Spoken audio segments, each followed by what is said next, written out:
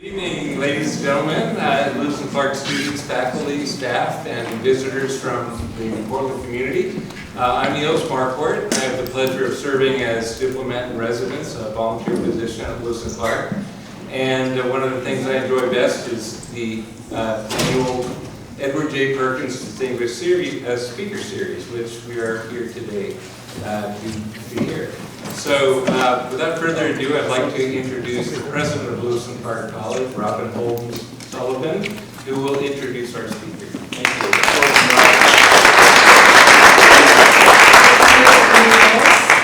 Best volunteer hire we ever made. We love you. So, good evening, everyone. As president of Lewis and Clark College, I have the honor of welcoming everyone to our annual Ambassador Edward J. Perkins Distinguished Speaker Series. I assure you we are in for a treat. I'm especially pleased that we're joined tonight by Ambassador Joe Young, who spoke at Lewis and Clark in 2022 as our second Perkins Distinguished Speaker, as well as Ambassador Harriet Esom, who is also with us, who was last year's speaker. And Ambassador Stephen Browning is here as well. All of you honor us with your presence, so thank you for being here. And before I get started, I'm going to explain a little bit for those of you who don't know about the history of the Perkins speaking series. Before I do that, I have some thank yous to do, because these kind of things don't just happen. It takes a lot of people doing a lot of work. And I particularly want to acknowledge the hard work of our student organizing committee. This is something that's very kind of a signature of the College of Arts and Sciences, that so many of our speaker series and symposiums are organized top to bottom by our current students, and they do a fantastic job. So for this event, I want to acknowledge Miche Brica, who is one of our student organizers, Inkeletso Mota, Giovanna Arsenovich, Laura Malone, Noyuz Adot, and of course Olympia Gumade, who also works in my office, and so I get to see her all the time as well. So thank you all.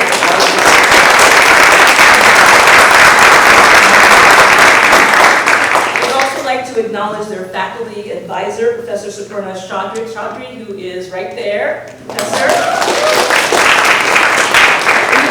All of you put a lot of work into making this event a successful one, and it's part of the experiential learning that draws so many students to Lewis and Clark. So thank you all for that. I also want to quickly thank Debbie Richmond and Tara McIrvin for all their great work on the event as well.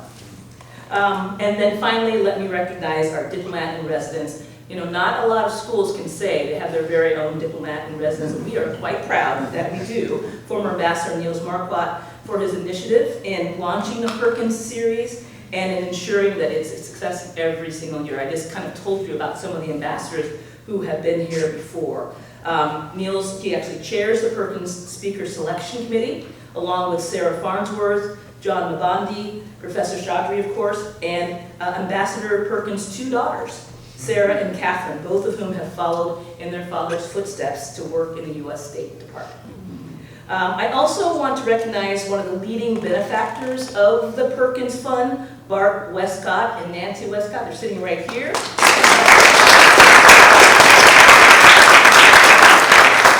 Bart is a class of 1975.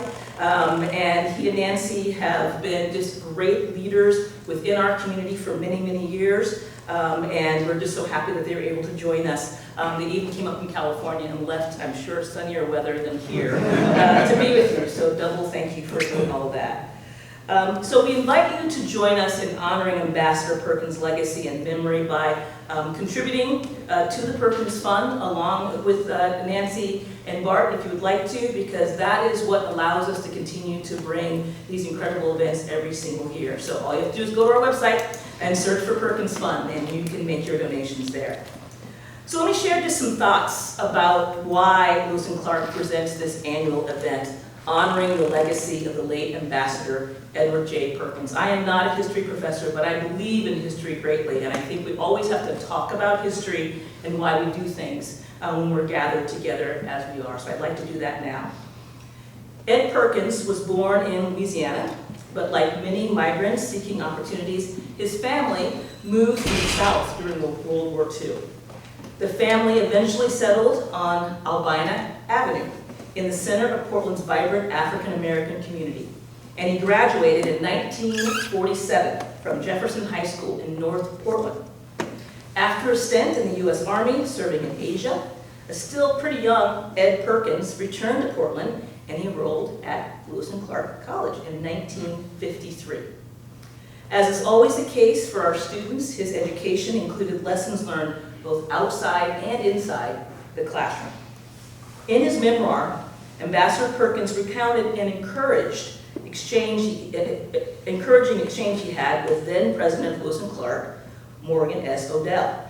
President Odell reassured Perkins that he would never know for sure if he made any right decision. I read that and I thought, I gotta start saying that to the students. But I digress. So, as you can imagine, this probably sounded a little bit discomforting, but President Odell assured the younger man that such uncertainty was what made life worth living. The advice may have been especially helpful when he made the decision to leave Lewis and Clark to join the U.S. Marines. It is always hard for an institution, of course, to say farewell to a student before they have completed their degree, but Ambassador Perkins remained engaged with Lewis and Clark.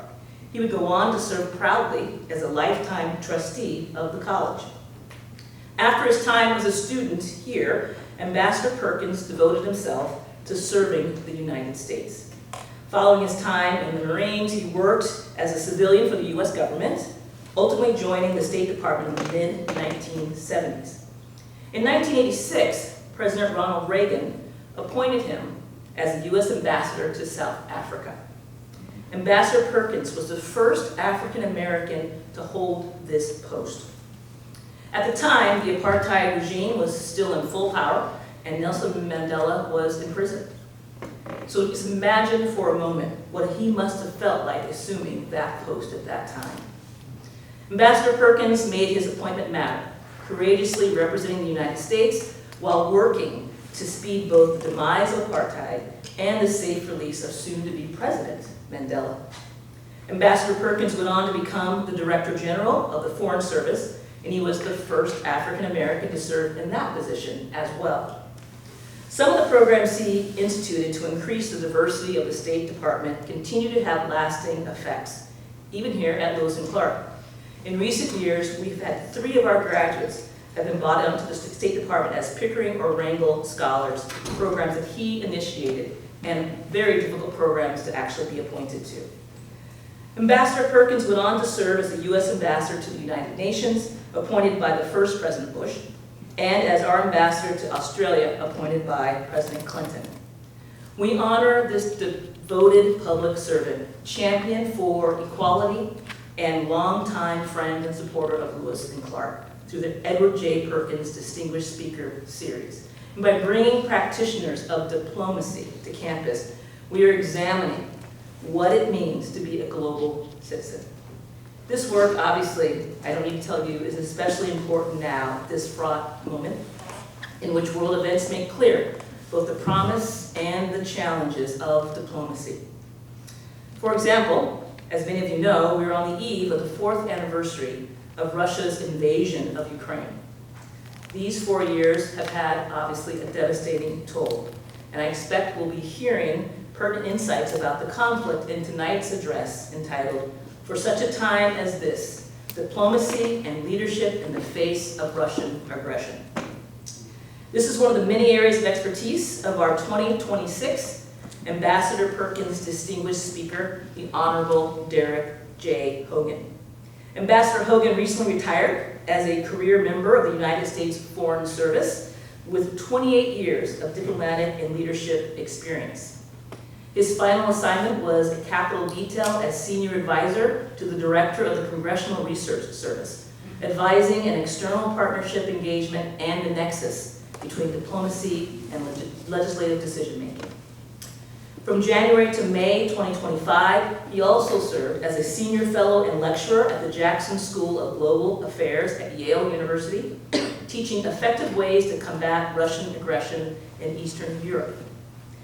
Previously, He served as the Executive Secretary of the U.S. Department of State, the U.S. Ambassador to Moldova, and the Acting Assistant Secretary and Principal Deputy Assistant Secretary for European Affairs, where he oversaw a 12,000-person bureau and a budget of $1 billion, and in other senior leadership roles, I don't know when, across Europe and Eurasia. Based in the Dominican Republic, his first diplomatic assignment and his wife's native country, he now works as a consultant and educator on leadership and diplomacy. Ambassador Hogan has received multiple presidential and Secretary of State awards and serves on advisory boards at the Liechtenstein School of Self-Determination at Princeton University and the Frederick Honors College at the University of Pittsburgh. He speaks Spanish, Russian, and Romanian. So please join me in welcoming Ambassador Dereck J. Hogan to Lewis and Clark.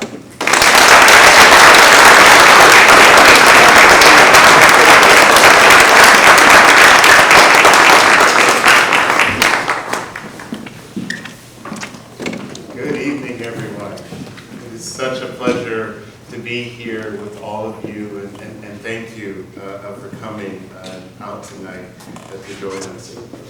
I would like to begin by thanking the president of Lewis and Clark College, Dr. Holmes Sullivan, for the invitation to be here with all of you today. It is an honor to be at an institution that has long asked its students to engage seriously with the wider world and to reflect on what follows from that engagement. I also want to offer special thanks to Ambassador Niels Marquardt, someone that I have known for many, many years, since probably I guess 2004, so 22 years or so. But reconnecting with you over these past several months has just been so meaningful and so fun for me. So thank you for that. I met Niels, like I said, 22 years ago, and he was spearheading some really innovative recruitment initiatives for the Department of State. And although I only had a chance to work with him briefly, work for him, quite frankly, in his office while just before starting Russian language training, I learned so much from him in that time. So it's just been great to reconnect with you. So the title of these remarks comes from the ancient story of Queen Esther. The moment when her uncle, Mordecai, speaks to her after she has been unexpectedly elevated to a position of influence in the Persian court. Facing a grave threat to her people and uncertain what she could do or should do to stop that threat, Esther is encouraged to consider whether she is in that position for such a time as this. I am inspired by that story because it reminds us that each of us has inherent value. We all have a unique role to play in making the world a better place, especially when circumstances demand courage, judgment, and responsibility.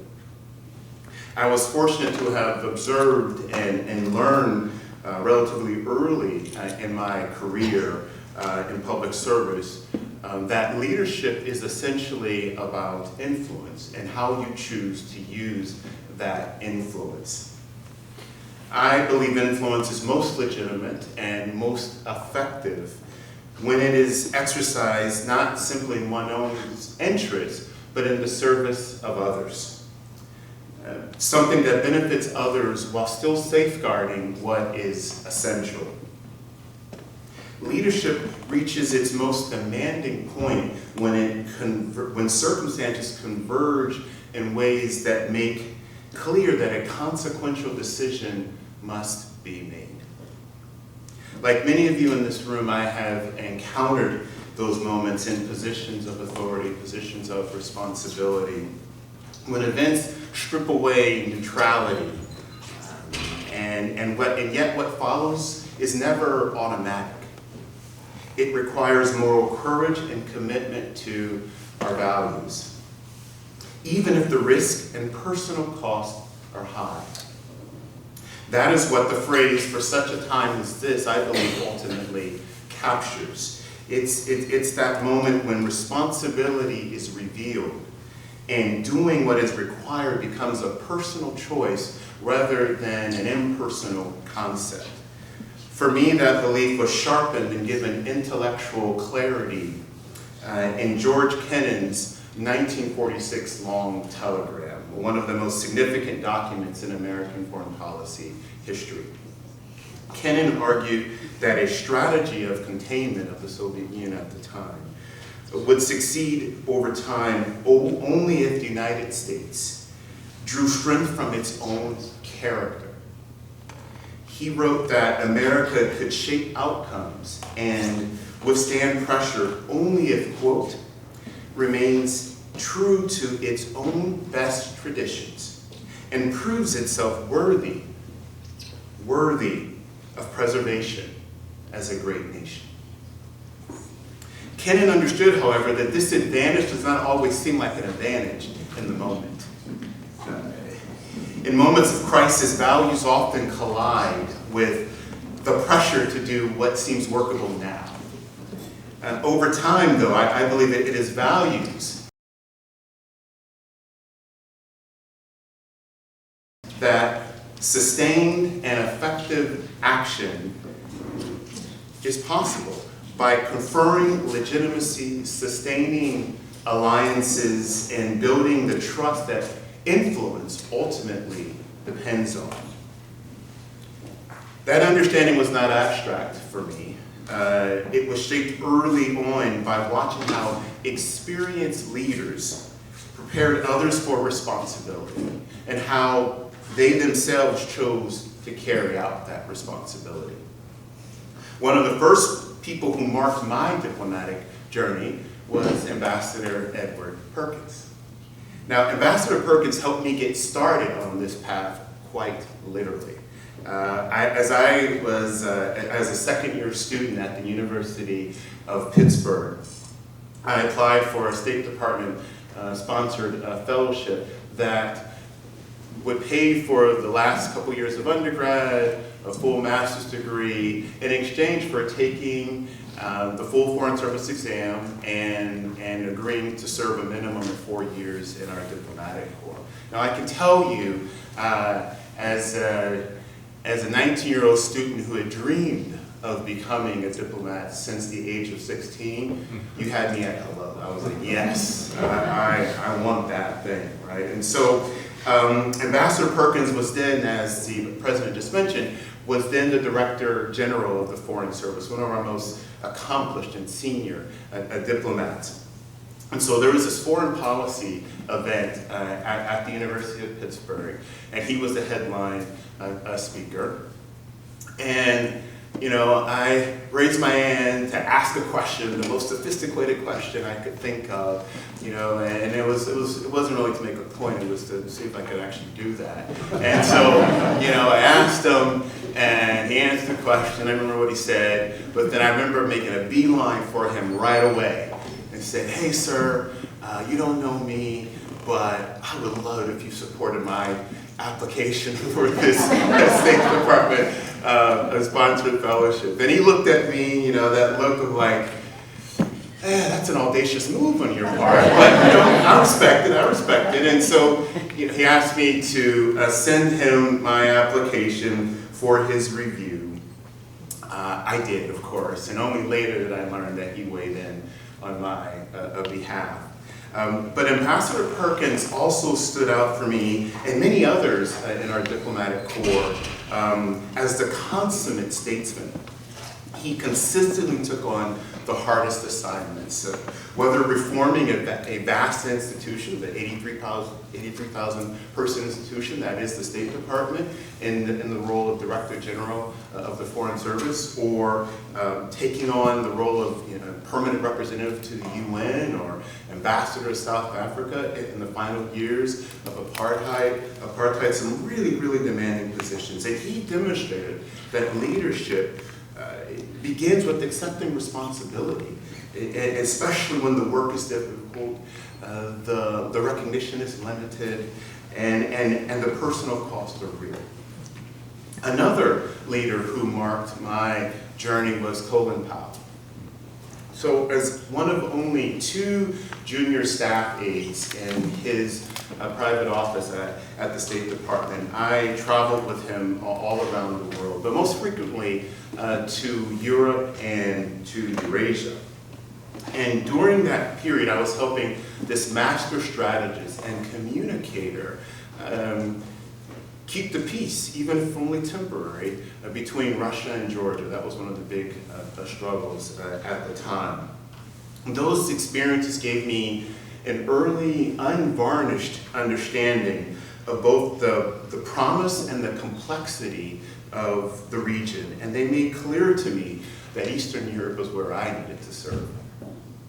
So as I reflect on these 2 leaders, Ambassador Perkins and Secretary Powell, I see them not as chapters in my past, but as part of my formation and shaping how I understood responsibility, long before I knew what it would demand of me. So as the President had just mentioned, one of the most consequential moments of responsibility for me came with Russia's full-scale invasion against Ukraine on February 24th, 2022. As we gather here today, we are entering the 5th year of Russia's brutal invasion and sustained assault on Ukraine's sovereignty, on Ukraine's people, and on Ukraine's future. During my tenure as acting assistant secretary and principal deputy assistant secretary, that's a long title, for basically the acting number 1 and the number 2 for the bureau that is responsible for all of our relationships with Europe, and this was the headline item at the time, Ukraine. I confronted a set of hard realizations, not just about Russia, but about what leadership requires under pressure. The first of those realizations was how dangerous pragmatism can become when it is unmoored from values. Russia frames its actions as pragmatic, as inevitable, and by portraying them as dictated by geography, by history, and by power, rather than really by political choice.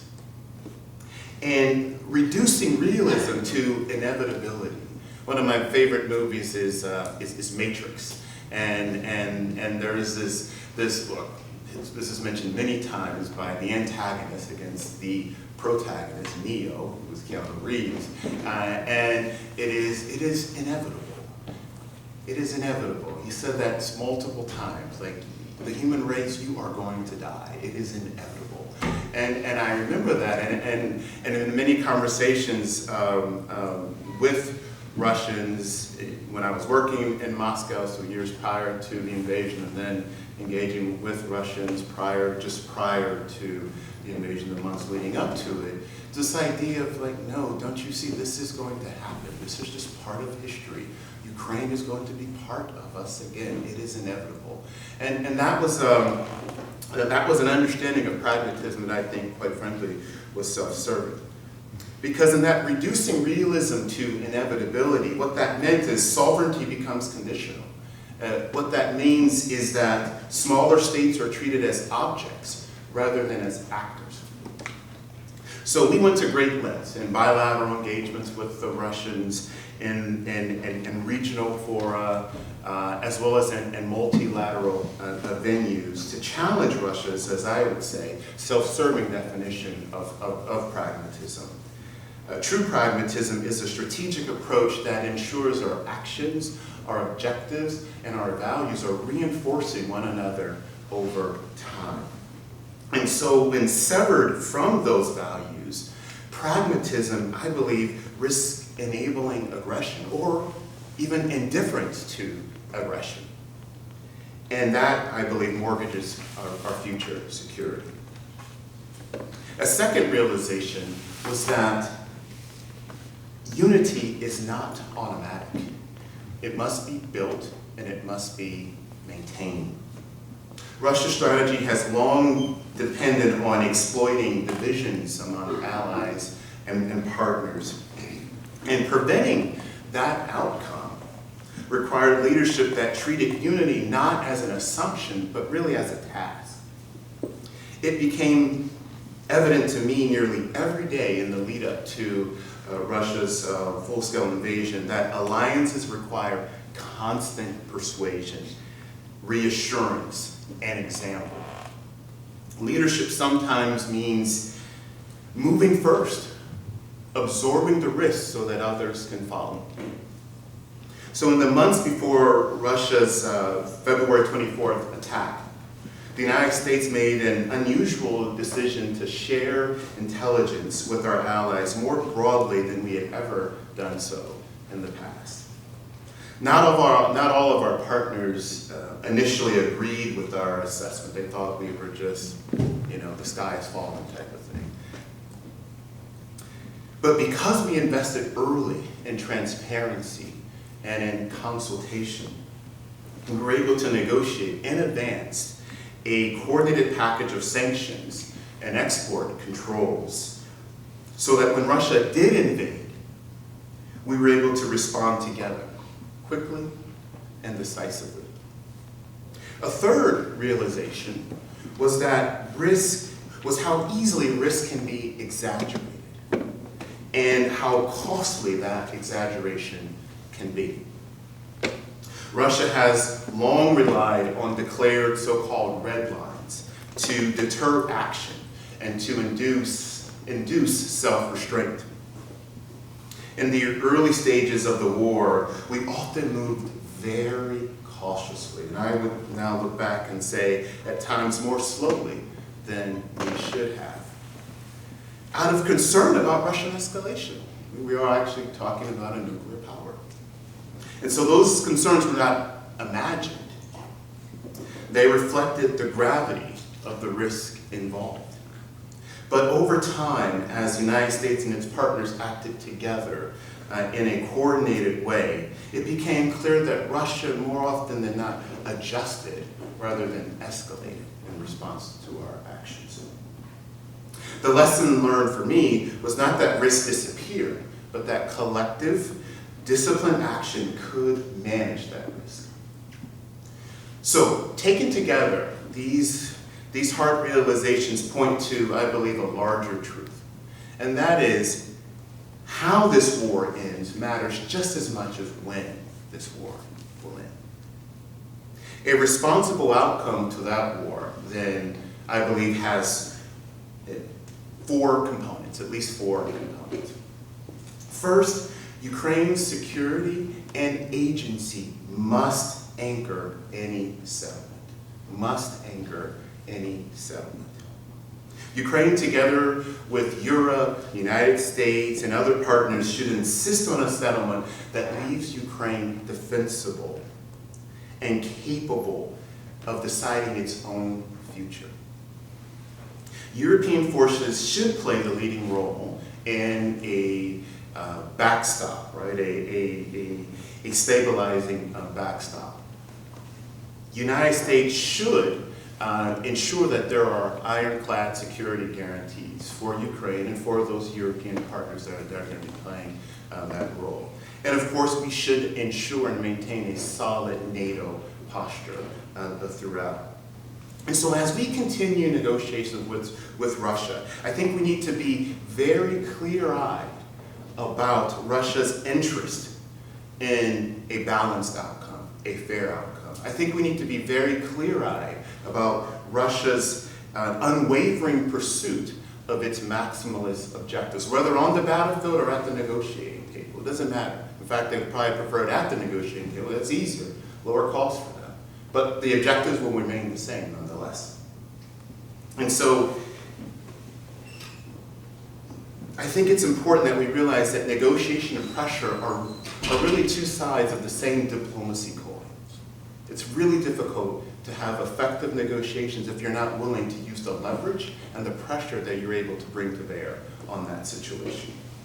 So, in keeping with that thinking, I think we should, in that tougher sanctions. We should ratchet up the pressure. We should enact tougher sanctions, coordinated sanctions with Europe, stronger export controls, as well as increase the military support for Ukraine. To shape Russia's calculus, to shape Russia's theory of victory. If Russia decides to walk away from the negotiating table because of our insistence on greater flexibility in its maximalist demands, or because of the increased pressure, then I believe that is Russia's choice, and it should bear the consequences of that choice. Second, accountability and reconstruction must support Ukraine's long-term resilience. Russia's war has inflicted enormous damage, enormous suffering. And I believe accountability matters. Not only as a matter of justice, but because it shapes the foundations on which Ukraine's recovery will be built. A practical starting point for me is the use of Russia's frozen assets, roughly $330 billion, held mostly in Europe and the United States, to use that money for post-conflict reconstruction. Ukraine's long-term strength will depend on sustained investment as well. Rebuilding critical infrastructure, deepening integration into European as well as global markets, and developing opportunities such as critical minerals and energy. Together, accountability and reconstruction can help ensure that Ukraine emerges from this war more resilient, self-sustaining, and secure. This war's end, third for me, this war's end should reinforce constraints on Russia's future behavior. Russia's invasion has narrowed its military options, eroded its diplomatic reach, and weakened its credibility as a security guarantor in the world. A responsible settlement should preserve these constraints on Russia. Sanctions, export controls, and diplomatic isolation have shaped the environment in which Russia now must operate. And this reinforces the principle that brutal aggression carries consequences. These constraints are not ends in themselves, however. They reflect choices that Russia has made. And should it choose a different path, these constraints should obviously subside as well. Fourth and finally, the war's end should consolidate strategic opportunity elsewhere. Countries once limited by Russian coercion have begun to reassess dependencies, to recalibrate choices, and to explore alternatives. In the South Caucasus, another region that I know and love, we have seen movement toward greater equilibrium between Armenia and Azerbaijan, for example. Something far harder to imagine a few years ago. Moldova, another country I love, has also been able to advance more confidently towards its European future. Again, because Russia has been so absorbed by this war that we have been able to work with those countries to move them into a more independent and more secure footing. So, ending the war in a way that restores Russia's freedom of action without consequence would not only fail Ukraine, it would also close off opportunities elsewhere and weaken the broader international order. So, moments like these do not come often. And when they do, they test not only our strategy and our capability, they test our character. They test our individual character, and they test our collective character. They test whether we are willing to accept responsibility when influence meets circumstance. That is the challenge before us today. That is the challenge before us for such a time as this.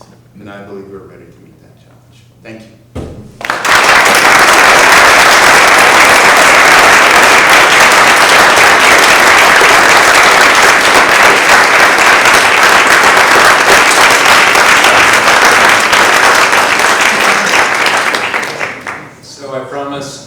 you for the applause, and very well deserved. I promised Ambassador Hogan that we'd have a robust dialogue with students and all present here today, so we have microphones in the back, and we already have our first hand up there, Jim. So please have at it. I totally agree with everything you said about Ukraine and the path forward. I understand that. But do you, knowing what you know about Russia, believe that they can accept failure? You believe they can just walk away?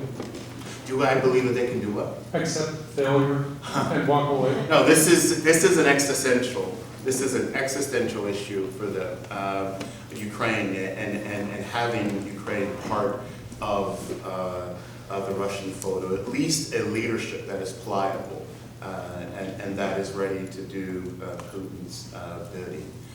So I do not believe they will voluntarily take that option. I think the theory of victory, and again, I say that with a lot of trepidation because diplomacy is hard. There is no black and white. There is no right or wrong. I mean, it is a really gray matter area you're working through and navigating through. But I think this is one of those issues that we must be prepared to make and take the stand and stand and keep ratcheting up the pressure. And I think we can take some good things, if you will, from the current as well as the previous administration. I think where the previous administration, where it got it right, was on this idea that we've got to be clear about what we want, right? This is a values thing. Like this is about, are we going to allow the right makes right, sort of play and ethos now take hold of the international order. And at least the previous administration said, no, we're not going to allow that, all right? So they're willing to put down the line there. But where I think this administration is doing something that we probably should have done more in the previous administration was that we shoulder too much of the burden ourselves, right? And there's this thing, and I mentioned this in one of the classes that I was speaking at today, the idea of strategic solvency. We've got to be able to pay for it. We've got to be able to sustain whatever we are doing. And this is one of those long haul wars because it's not going to be a case where Putin's going to wake up and say, what am I doing? This is stupid. Let me, here you go, Ukraine. I'm sorry. Here's your, your land back. I don't see that ever happening. So this is one of those long haul. We're in it. We're in it, we're in it, we're in it, we're in it. And the way that can happen, the only way I can see that happening is that there's much more burden sharing. It can't be the U.S. taxpayer assuming all of that responsibility. And we had these, $40 billion, $60 billion supplemental packages to try to, pay for this thing. And it was just, the American people were like, what are we doing? I mean, yeah, I get it. This is an existential, this is a big deal. But man, is there anyone else out there? And so I'm not going to talk about how he's, the current president is able to, pull these countries together to do more. There's a how, but the end result of that, countries are now paying much more for this war than we were, right, during the previous administration. So I think it is holding the line. It is continuing to talk. That's one thing that we probably could have done more of. There was a point where we basically said we're not going to talk to the Russians unless we thought that they were actually going to start, thinking seriously about nuclear options and things like that. That's where we had to engage them in a much more, deliberate way. But otherwise, we weren't really trying to talk. We thought it just wasn't worth the effort. Whereas this administration said, no, we can talk. And I do think there's something about diplomacy. We don't get to choose the people that we talk to. We have to be willing to talk to everyone. But we also have to have some red lines for ourselves as well.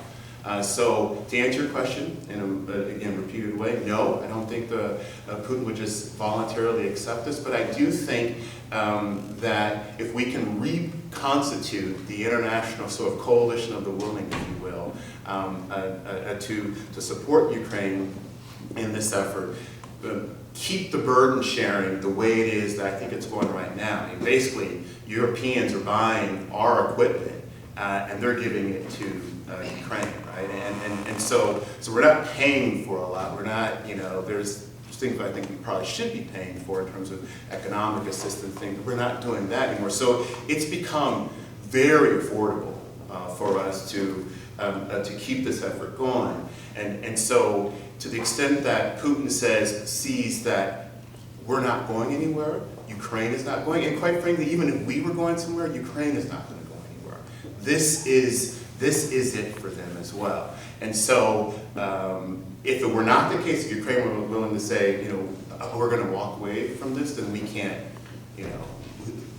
be ahead of them. They need to be always at the tip of the spear. But given that the constellation of actors is such that I think we can maintain a long-term posture on this, I do think Putin is going to have to be willing to accept. Even just a small thing right now. Right now, he doesn't, he wants Ukraine to give up land that Russia hasn't even won yet, right? To be part of any a ceasefire. That's just not credible. So you could see a situation where he says, okay, all right, fine. I'm not going to make you give up land that I haven't actually taken from you yet.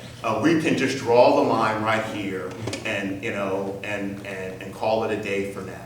I mean, I think we'd probably be willing to accept that because, again, it's not a permanent settlement. It's a ceasefire, but at least Zelensky is willing to accept basically where the lines are right now, just freeze them in place, and then we can talk about other pieces of the puzzle. The other thing that makes it so hard is that this is not just about Ukraine for Russia.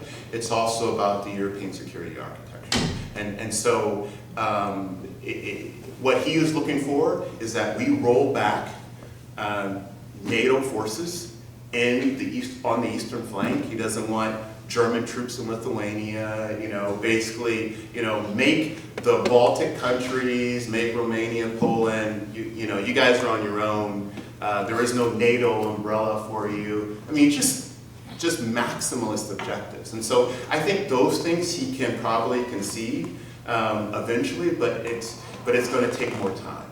And I think we have to be willing to invest that time. All right, other questions? Microphones, let's see, right back here.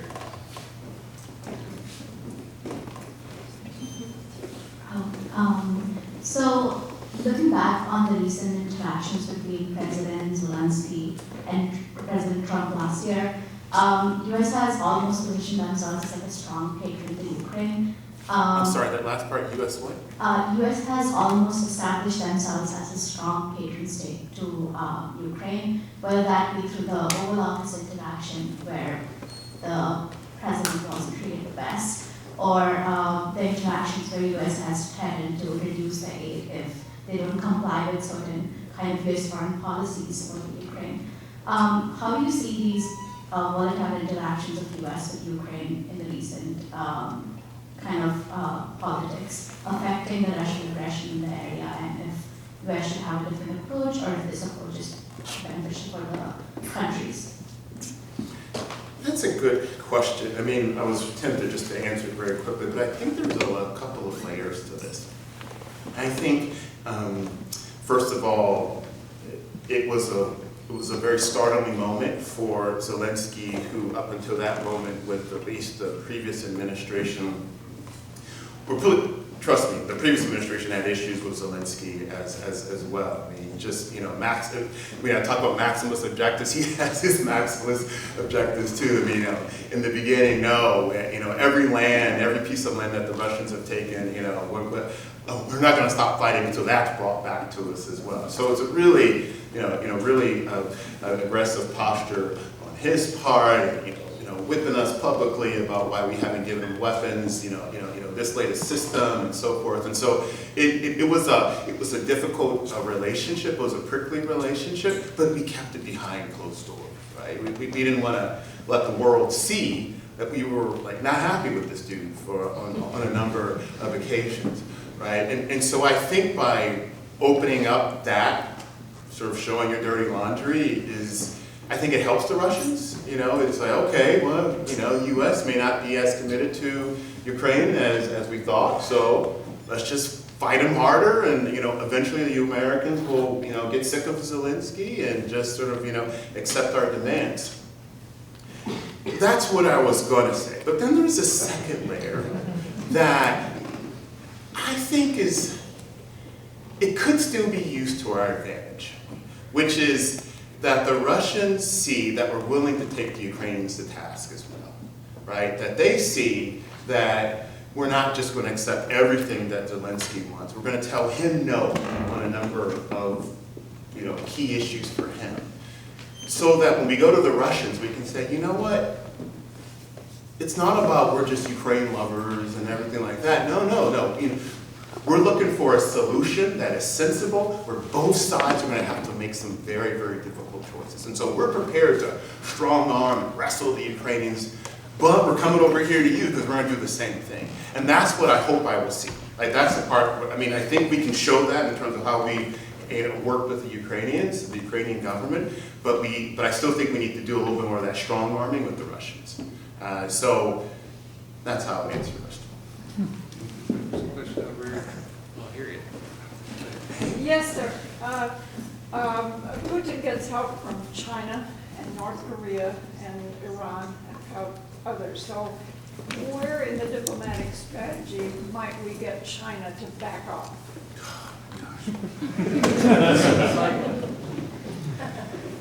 What are you doing here, No, that's the elephant in the room, and that's something we struggle with incredibly. Using international order arguments. Listen, if you support a country that is all about taking territory away, and how's that going to help you on the Taiwan front? You've always been about territorial integrity. This completely undermines territorial integrity. What are you doing? And she wasn't hearing that. That didn't matter to him. It was basically Russia can't lose. Russia can't lose, and we're gonna get behind them. Don't like it, but Russia can't lose this war. And so I think that will be an enduring feature of any solution to this war, is that we're going to have to deal with a Russia that is prepared now to be a junior partner to China, is prepared to recruit troops from North Korea. Iran has become a bit of a weaker player these days for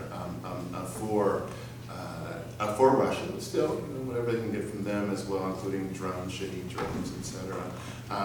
But China, I think, also needs to see our resolve in supporting Ukraine's sovereignty. And again, I'm not talking about insisting on every piece of land, every inch of land brought back to Ukraine, and until that time, we're going to keep fighting the fight. No, I think we have to be realistic as well.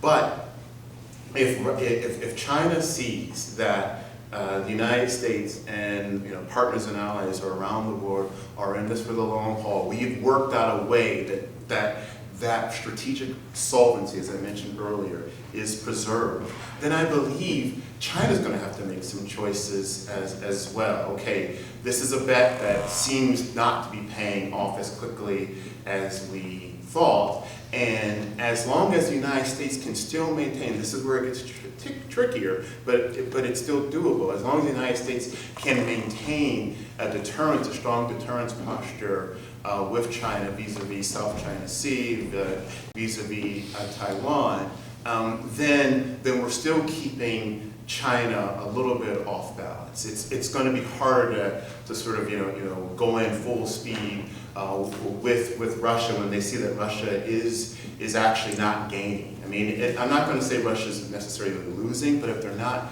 gaining, and at the same time their economy continues to slug along, chug along, because again it's become a wartime economy. It's really that gets hard to sustain after a while. And they used to be able to give bonuses to recruits to be able to join the fight in Ukraine.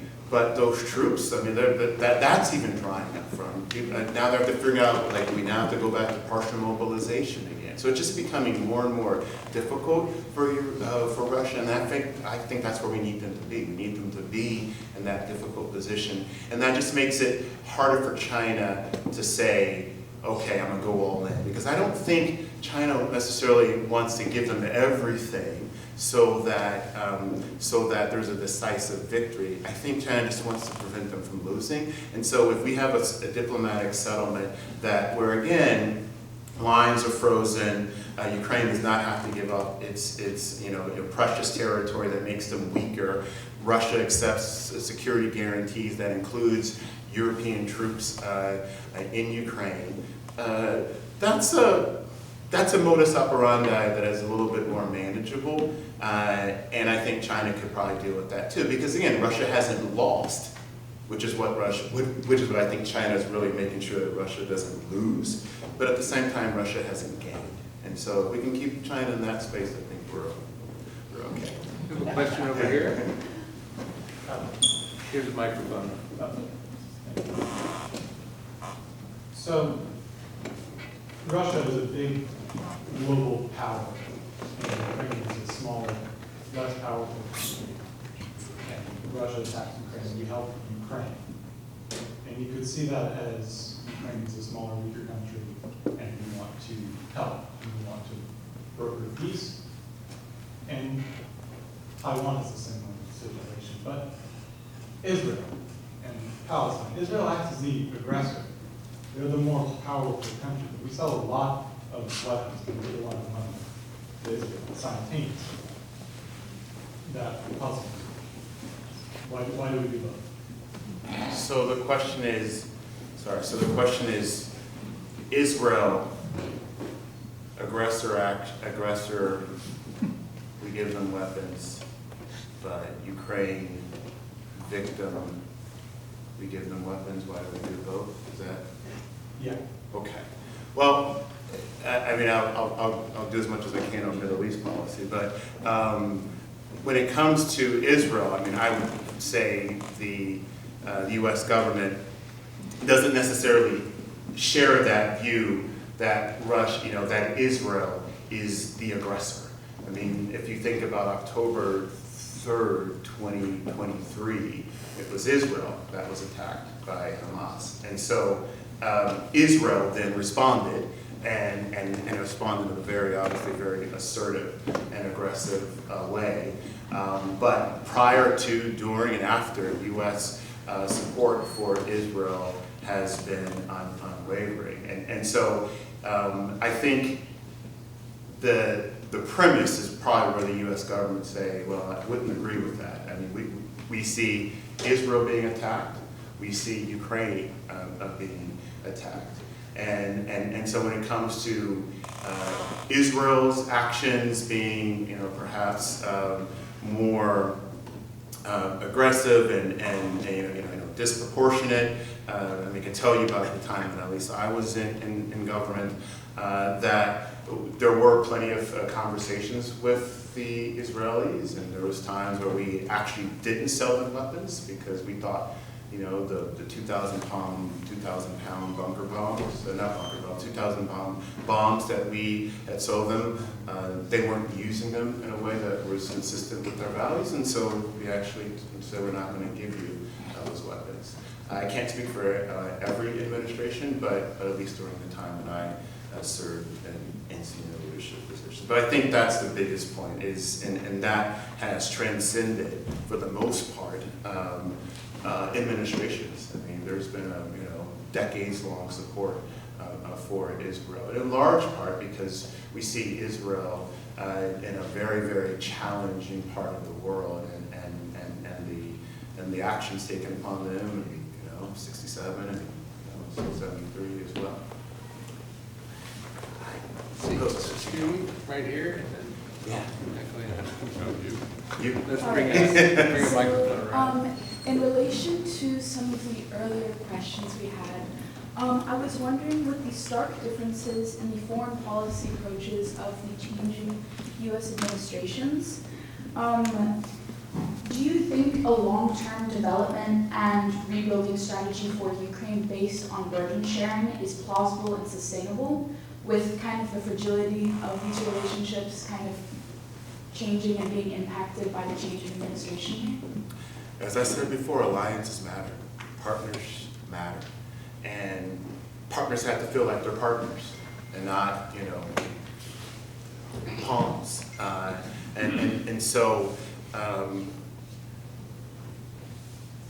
we've got to tend to those relationships. We've got to tend to those relationships in a very meaningful way and not just be sort of in transmission mode, right, and directive mode.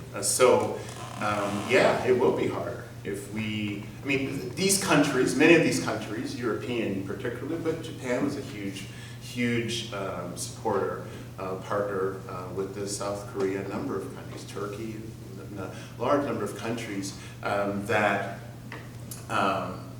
provided material support to Ukraine. But many of those countries have their own reasons for supporting Ukraine. Right? I mean, in fact, you know, Europe, that's it. That's their 9/11 movement, right? And so they're going to do it regardless. But we can do a lot more when we're doing it together. And the burden sharing. I do think that's an important piece. But I also think economic assistance is important as well, and I also think investment is also really important. And so, you know, getting private sector, and actually private sector has played a big role in Ukraine, from the Googles and Microsofts, and so to, you know, helping the infrastructure, maintaining the infrastructure there, Starlink, you know, Elon Musk's thing. I mean, these are really, really invaluable pieces of the puzzle that I think goes beyond what any government, including the United States government, can do. Their investment, these private companies' investment. But they've got to see that we're in it for the long haul, I believe. I think they've got to see that this is a priority for us. And they've got to see that we've got other partners with us. So I don't think we can do the burden sharing and do the sort of, you know, 10 cup passing around and getting all these countries and organizations to participate if they don't see that they're our valued members of the team, if you will. I think there's time for 2 more questions, so Colin, you're next. Thank you. Could you shed some light on how Trump sees Putin? Does he see him as an enemy or as some sort of useful foil for the military-industrial complex?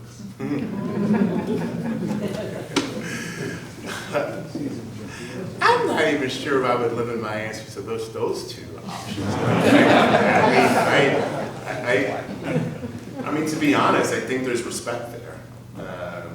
I think he really does respect him. I think Trump really does see something in him that's good, that he values as like this is a strong leader. I'll never forget.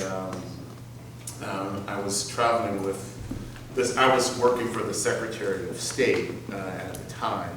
This is during the first Trump administration. And so I was traveling with the secretary, but we were together with the President Trump, and it was one of the famous meetings that the 2 had in Finland. And you know, this is the question, you know, that was asked. This would make this Finland summit so important, so memorable, was, you know, President Trump was asked about, you know, Russia's role in the election. Did they have it? He said, no, I don't think so. I believe Putin when he told me that he didn't, you know, that Russia didn't have that role.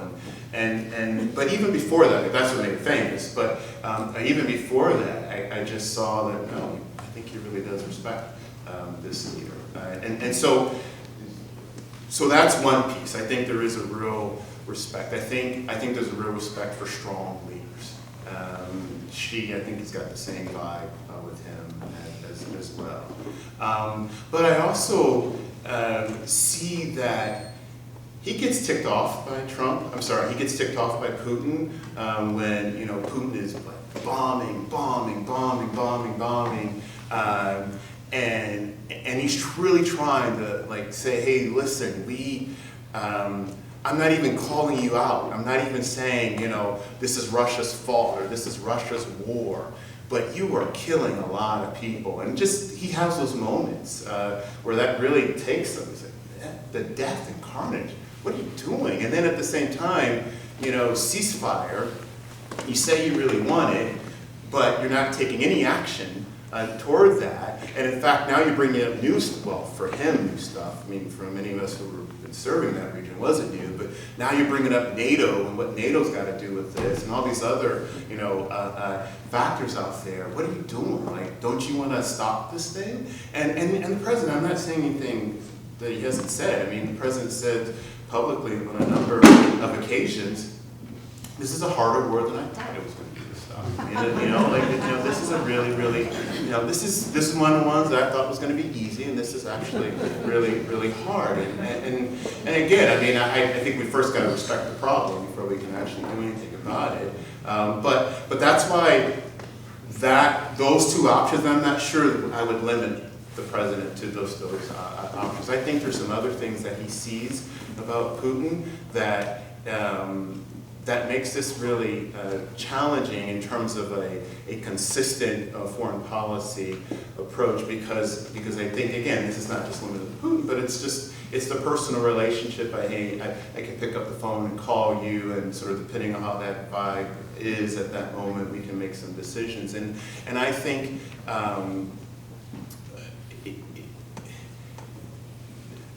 it is incumbent upon our institutions to continue to provide leadership, political leadership in any administration, with the tried and true, you know, experiences that we've had dealing with Russians day in and day out. I remember writing a telegram, you know, not the famous long telegram like George Kennan, far from it, but I remember writing a telegram when I was in Moscow, and it was 2007, 2008. And Russia was back. They had just done the Munich speech. Putin had done the Munich speech in 2007, and you know, petrodollars were coming in, I mean, by the gazillions. He was feeling really strong at that time, and I remember, you know, writing this telegram to Washington saying these are some sort of 4 or 5 fundamentals that I don't think we're ever going to shake. I don't see what we can say. Like, we're just going to have to deal with them and be prepared to, you know, to have an adversarial relationship on these issues if we want to. But we're not going to change him on this, right?